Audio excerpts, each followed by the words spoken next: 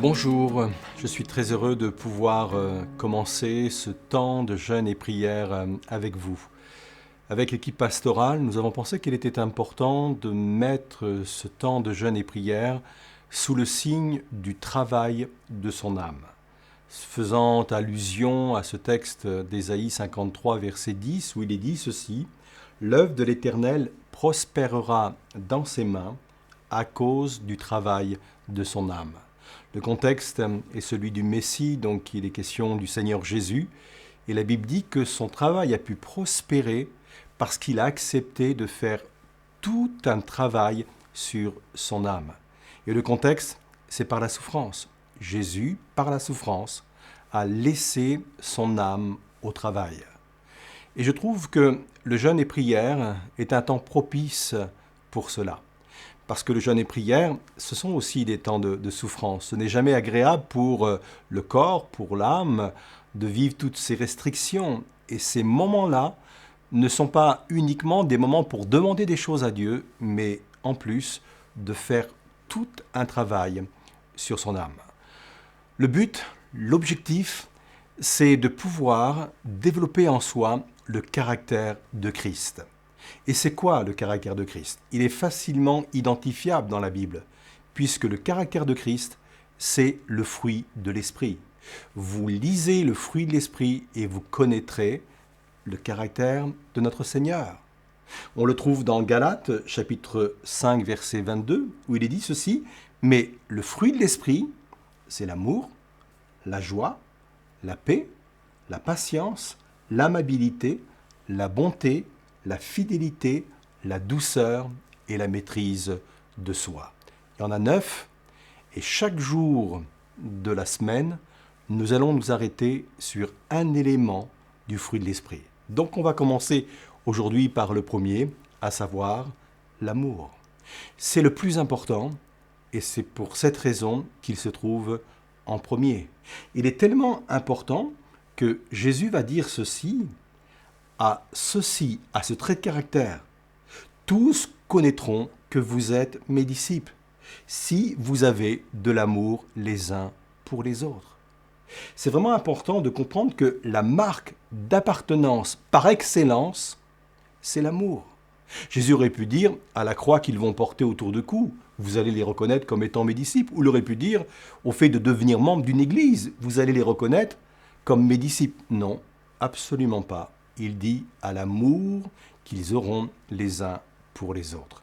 Alors on va se poser cette question, mais comment donc développer cet élément du fruit de l'esprit qui est l'amour? J'ai 3 réponses. La première, en décidant d'aimer. Et c'est la première des choses importantes à comprendre. L'amour, c'est avant tout une décision. C'est avant tout un choix. Il est dit dans Deutéronome 3, verset 20, « Choisissez d'aimer l'Éternel, votre Dieu. » Ça se décide, ça se choisit. Et pas uniquement concernant le fait d'aimer Dieu, mais le fait d'aimer tout court. On aura toujours la possibilité, face à certaines situations, de choisir entre aimer ou haïr.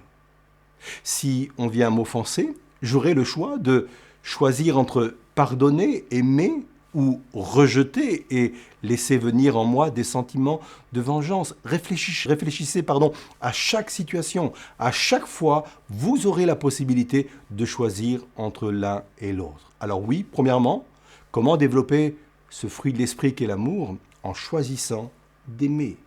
Deuxièmement, il est important de comprendre que aimer Dieu en premier me permettra de développer en moi cet amour pour les autres. C'est Jésus qui va le dire au travers de ce commandement quand il dit ceci: « Tu aimeras le Seigneur ton Dieu de tout ton cœur, de toute ton âme, de toute ta pensée et ton prochain comme toi-même. » Et l'ordre chronologique est très important. Tout d'abord, il est dit « aimer Dieu ». Plus je vais focaliser mon amour sur Dieu, plus je vais chercher à l'aimer, plus j'aurai de la facilité à aimer mon prochain. Mieux que ça encore, avoir de l'estime pour soi-même. Puisqu'il est dit, tu aimeras ton prochain comme toi-même. Alors oui, le deuxième point, c'est focaliser sur Dieu. L'aimer de plus en plus, ça va m'aider à développer en moi ce trait de caractère de Christ et de me permettre d'aimer aussi les autres. Troisièmement, comment développer ce trait de caractère qu'est l'amour? Par une relation avec Jésus. À un moment donné, dans les évangiles, il va se comparer lui-même à un cep, un pied de vigne. Et il va dire que nous, les croyants, nous sommes les sarments. Et il dit que pour porter du fruit, il faut que le sarment soit bien attaché au pied de cep. Si je suis attaché à Jésus par une relation quotidienne avec lui, dans une communion personnelle avec lui et avec sa parole, naturellement, la sève va couler en moi, la vie de l'esprit va couler en moi. Et c'est cette sève-là, cette vie de l'esprit-là, qui va faire apparaître le fruit de l'esprit et l'amour par excellence. Alors oui, sois béni en méditant et en reméditant ce que nous venons de partager. Alors à très bientôt et que Dieu te bénisse.